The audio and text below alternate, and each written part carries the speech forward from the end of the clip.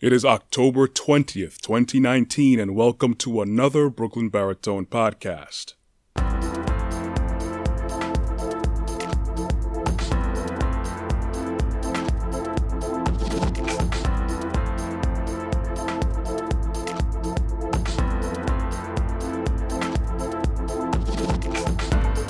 Self-made man, self-made woman.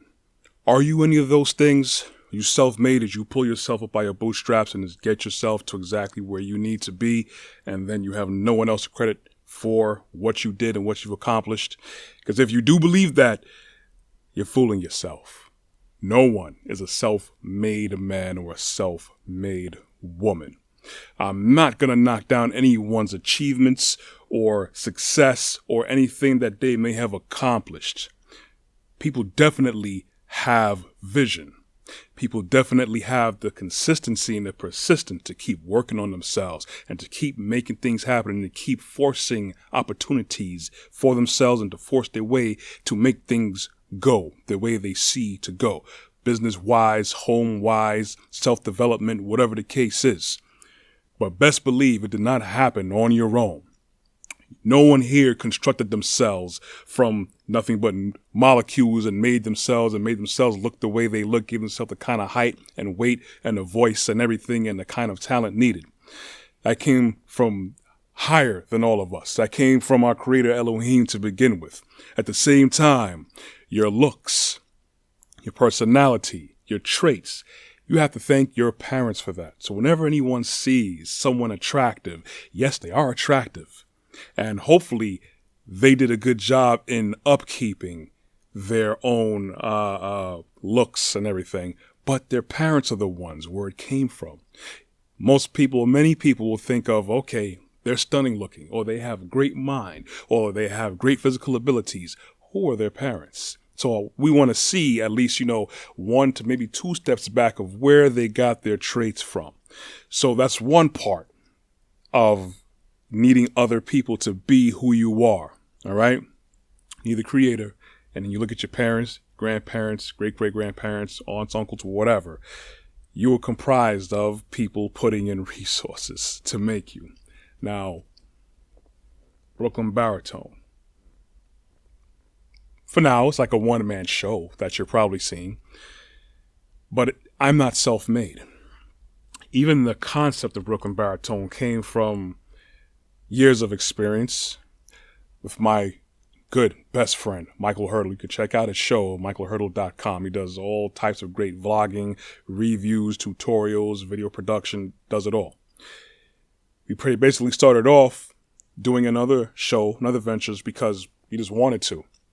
Doing video game reviews, and it kind of took off a little bit more than we expected and we thought, but that's what introduced me more to kind of break out of my shell, because I know I like talking, but I never had a proper platform to do it, and that was one way to do it. It didn't happen on my own. It happened with someone else already working on something that they had a venture on. And then fast forward, the name itself, Brooklyn Baritone, that was brainstorming between myself and Mrs. Baritone when we came up with that name all together. No, I don't sing. Some people think I could sing good, but I'm not really venturing towards singing. But the name represents the tone of voice that I have, and then also where I'm from. Perfect fit. Then, of course, I brainstorm ideas for my brand, for the t-shirts you see me rocking, the hats, and whatever gear you see me have, or on this podcast or anything else that I may do. So just the beginning parts, I can't say I'm self-made. I may have had the vision and the drive and some persistence to, make a website for a specific reason and evolve and develop that website and then add content and create content, but it's not just all me.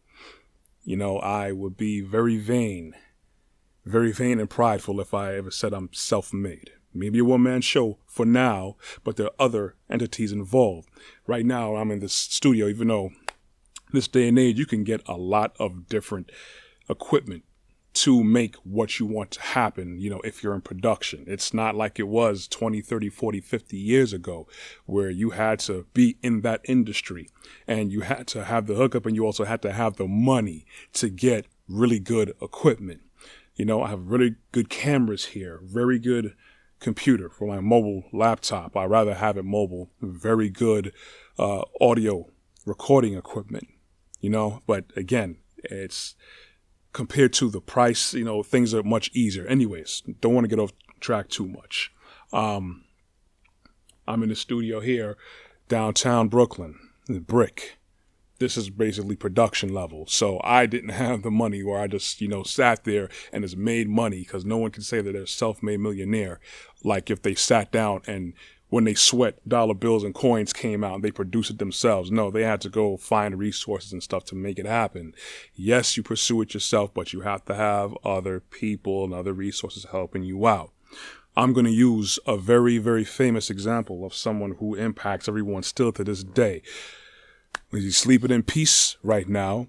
The person I'm talking about is Steve Jobs, right? Everyone will always credit Steve Jobs as making Apple a household name. So many products, so much innovation. Of course, we could see the successes, but, as I said in a past podcast, you want something to happen. You want to make that omelet. You're going to have to break some eggs to see if they're worth it. There's a lot of failures too, but those failures, you learn from them. You don't just flop, even though people may mock you. He even got pushed out of his own company.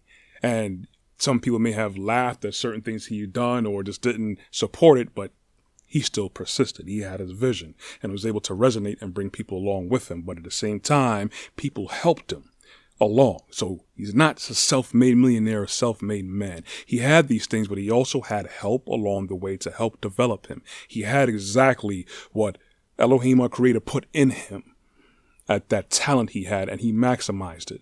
Now, start off Steve Jobs. Just doing a very short, abbreviated version of his life. He was adopted, and he was adopted by a machinist, someone who's basically in the engineering field, dealing with electrical and mainly mechanical components, but both kind of electromechanical engineering field. That, of course, is going to deal with a lot of electronics, moving parts, computerized parts, all that stuff. And I would say this helped out where he got off at, where he started that fire. Because people have certain things in them. It's all about whether it is developed or not. You can have the right type of mindset, but if it's not nurtured and if it's not supported the way that it needs to be, you may never get there, or it'll take much longer, or you may not make the same impact that you could have made. So this is a very, very grounding foundation that he had based on the person who adopted him. Did this kind of work that's very, very related to what Apple does. Machinist is technology. You deal with technologies. Apple is about technology. Now, he had this in him. He could have been adopted by someone else and could have went a totally different route. We never know. But this helped him out greatly. Foundation, based on his adoptive parents. In high school, he contacted Hewlett-Packard. So now, he had a drive to deal with gadgets and electronics, especially based on the access he had to his adopted parent, who was a machinist. He's in high school now, developed it. He just keeps at it right now, so it's being consistent. It's being molded. He contacted Hewlett-Packard for parts for a summer project he did. Okay? So he had the drive, but he also had the resources. Hard work will always beat talent when talent don't work hard. So Hewlett-Packard, they gave it to him and were impressed with, hey, this guy, he's up on it. This young guy's up on it. They offered him a summer internship to work at Hewlett-Packard, a major, still a well-known technology and computer and automation providing system company. Printers, computers, all that stuff. They had phones and everything back in the day. Okay? So they were on a come up, and they were big back then. So he was able to get help from Hewlett-Packard. Didn't just do it on his own. He got those parts for that summer project, and that segued into him working for a major technology firm. He entered at Hewlett-Packard, and that's where he met his future partner, Steve Wozniak. Steve Wozniak is another person who's accredited to launching Apple. So now, You see all these steps that are coming into play. And he's having this vision and he's being persistent of what he wants to do. He's developing himself. The more he develops himself, the more fine-tuned his vision is. So later on, we fast forward, he set up shop in his parents' garage.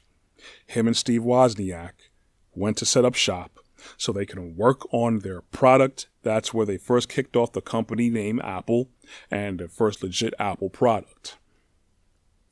So we see that, as I said before, his machinist adopted parent that laid some groundwork. It wasn't all him. He had that influence. Then he went to high school, contacted Hewlett-Packard, a company that was already established. They helped him out, helped him give him that push and feed the machine, feed the need to go forward. He went forward into an internship with Hewlett-Packard and he came across his future partner, Steve Wozniak. Now, I'm pretty sure that they had no idea that they would have been a globally recognized billion-dollar company. What they did, they worked on themselves, but he was not self-made.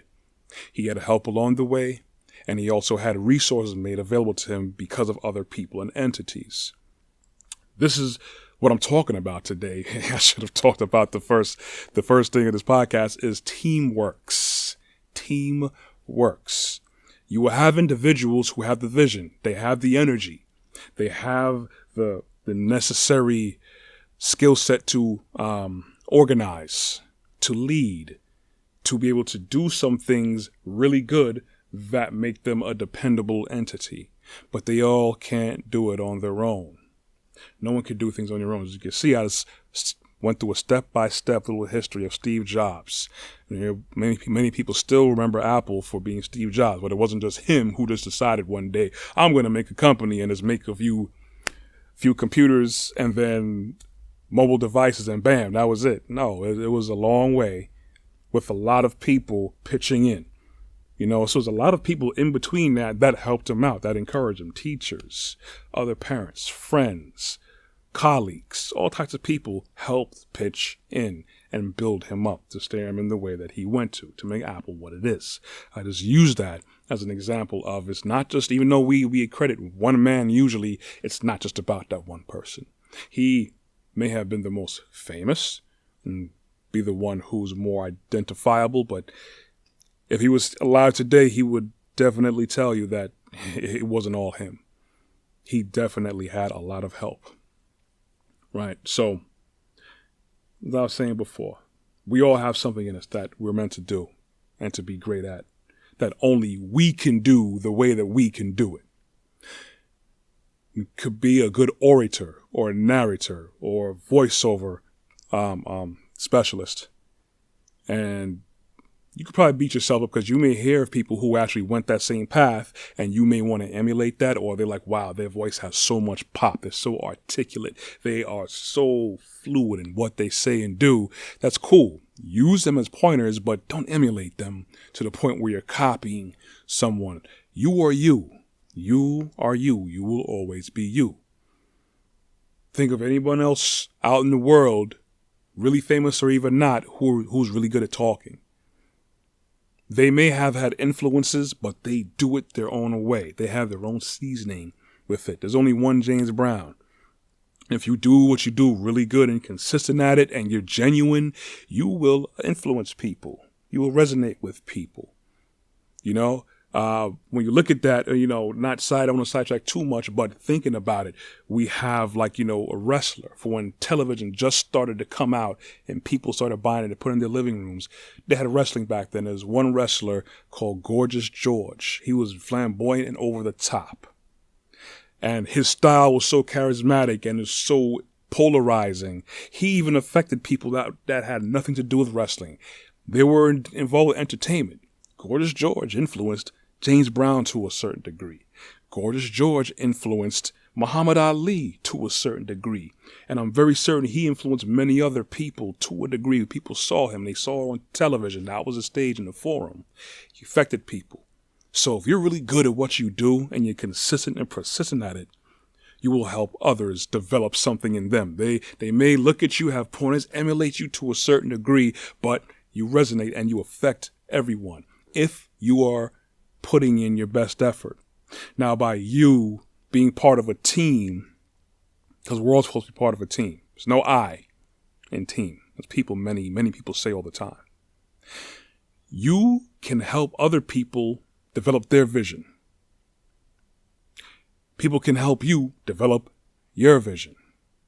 Now, I understand people who could be at a point where they're frustrated because they don't have anyone that doesn't have the same tenacity as them, that doesn't have the same vision as them, that may not have the same persistence to wake up early and go to bed late to do certain things. Those people just don't have the understanding of who they are and what they're capable of doing. They may be at a certain point in their life, in their path, that they're not there yet to match you. They could be at a certain point in their life where they're past where you're at and they're looking at other things. But you have to always gauge people around you. It always goes back to humility and having empathy and sympathy for people. Not to feel sorry for them, but to understand where people are. To look at people for their strengths and for their weaknesses all around, so you know how they could fit with you and how you can fit with them. You have to understand where people are great at, utilize them for that, and where they're weak at, either help them or just help manage their strengths by not exploiting their own weaknesses. It's always going to go back to how you view people, how you value yourself, and then other people. It's always going to come back to that. No one out there can do any and everything by themselves. People who are out there, they can do a lot, but it's not meant for you. It's not meant for you to do that. Your body is basically one unit, highly sophisticated. As much as we get up every morning and take it for granted, this is probably the most sophisticated piece of technology. Yes, it was designed, it was created for us. Because we wake up every day and use it, we abuse it, don't eat right. We're not exercising. We're putting the wrong things into our bodies physically, mentally, wrong kind of music, wrong kind of atmosphere. We don't treat it right. And a lot of people take it for granted.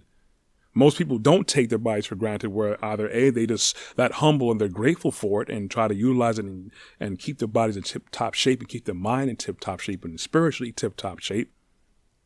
Or you could have been injured and now, your arm's broken. You can't do as much as you can. Now you realize, man, I just realized I can't really, do what I want to do. I kind of miss it. Or you're on crutches. You're like, I can't run down the street. I can't walk down the stairs the way I want to. A lot of times, many of us wait until we don't have that functionality anymore to have that appreciation. I try to be appreciative every day because I know this is my body. Yes, it's on loan. And there are many different complex systems that make this body up. So it's like a teamwork within itself. You got to, make sure you're breathing properly so you're getting good air, and the air now is taken into the bloodstream. The blood takes all the good oxygen to all the body parts because you need oxygen for your body parts to move properly, and it expels all the wasted oxygen as carbon dioxide. Put in the right proper foods in you.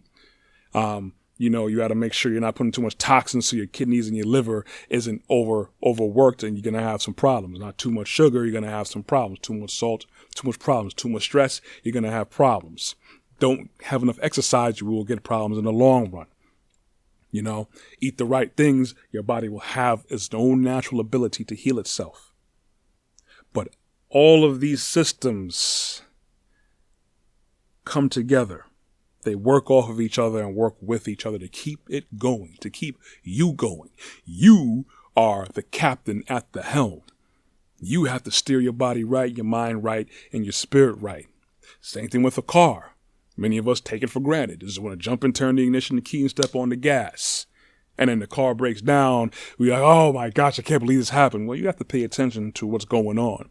You may have to pay attention to your maintenance schedule. You have to do these things. Your car's going to break down, not if, but when. Pay attention to when your tires are getting too bald and too low, so you don't go skidding all over the road or get a blowout. Change that oil so your engine can get properly lubricated and help have heat be removed from it, because you have old oil in there, it's not going to do its job properly. Make sure you have gas in the tank all the time as much as possible. You don't want to keep running it down all the way empty, because a lot of sediment will get into the gas pump, and then guess what? The gas line, the gas pump is going to have to get changed out. So these are systems that you have to have respect for and keep moving at an optimal level to keep the whole thing going. No one thing is going to do it.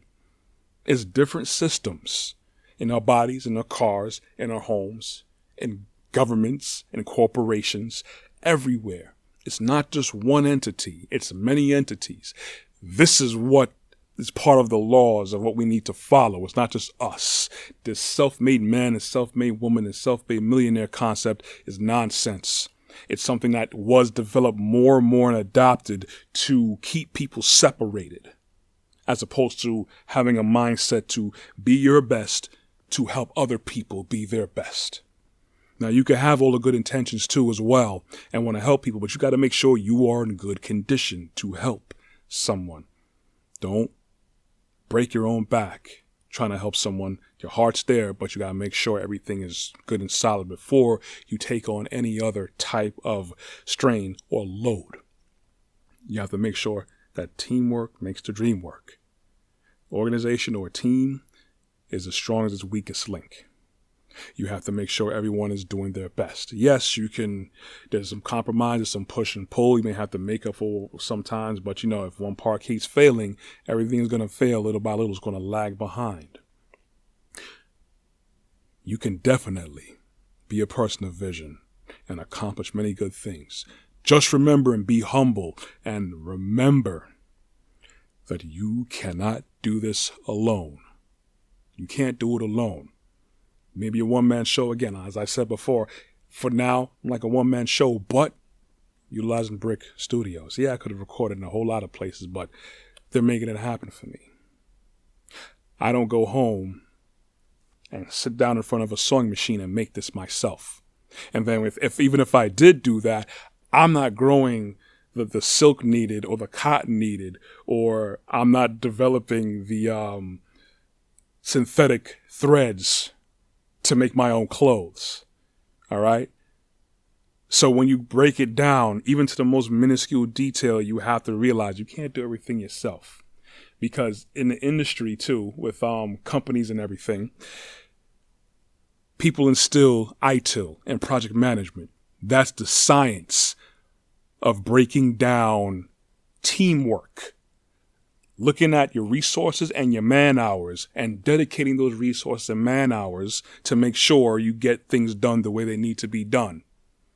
And it's very coveted, it's highly used, and it's very, very well demanded system to follow, because usually every hour, every second is accounted for, usually every minute, every unit of electricity is accounted for. So you make sure you have your team in place and they are doing what they need to do so everything could get done. It's all about teamwork. It's not I work, it's teamwork. Teamwork makes the dream work. We're all in here together. It's that communal mindset. You kind of got to get out of it of being in the rat race. We all have to make that money. Yes, I'm not saying to not do that, but don't get selfish where you shut everything and everyone out, and don't you ever dare think that you did everything by yourself, because if you do, and when you do that fall is going to be so hard, and you're going to make life so hard for you, you're going to burn bridges that you need bridges for. No man is an island. You may think so, you may justify it in your head. No man is an island. You need help. Everyone needs help, and people need your help. Don't be stingy. Teamwork makes the dream work. Anyways, that's all I got.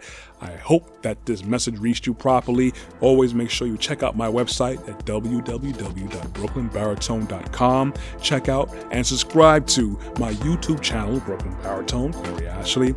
I am also on Instagram and Facebook. I'm also on Google Play and the Apple iTunes Store. Thanks, Steve. Anyways, take care, everybody. I love you all. Walk good. Stay blessed.